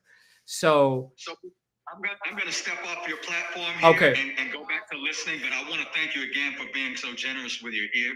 For sure. Thank you, brother. Thank you. Thank you so much. And message me inside so we can talk more. Absolutely. Thank you so much. Thank you. All right, that was very lively. Really appreciated that. Other people that want to come in, it doesn't all have to be positive. I promise. If you guys have pushbacks, if you guys have questions, we can also do that as well.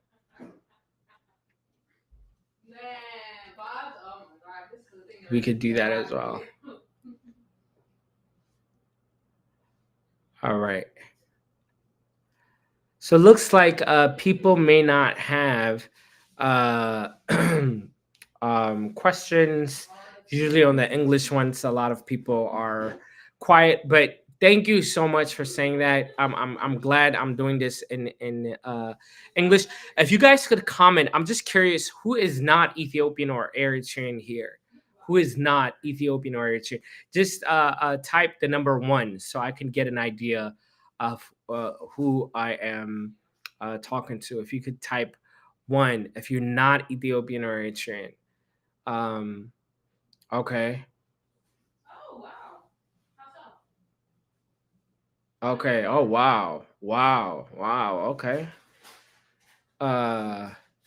Even one person being here who is and I'm seeing a bunch of folks on YouTube as well. Oh my goodness. So I have a really a handful of folks that are listening that are not Ethiopian or Eritrean. This is encouraging. So this is why we are talking here. So I guess I'll wrap up. Everybody who listened, who discussed today, I really appreciate each one of you. Thank you for the kind words. If you guys are new to my page, I ask if you guys could follow me and also now we're kind of ending, but next time share the live. If you are Amharic speaking or if you do speak Amharic and you want to continue this conversation, we will pick it up in Amharic on Saturday at 11:30 a.m. We're going to do it in Amharic, the same conversation. I hope you guys will come there. I hope you guys learned something and make sure to, again, go back and really check the sources that I'm saying. Am I making things up? Really, some people were insinuating that. Go and check it. Check. And then we'll talk more. It's been great. I hope everybody has a blessed, nice night.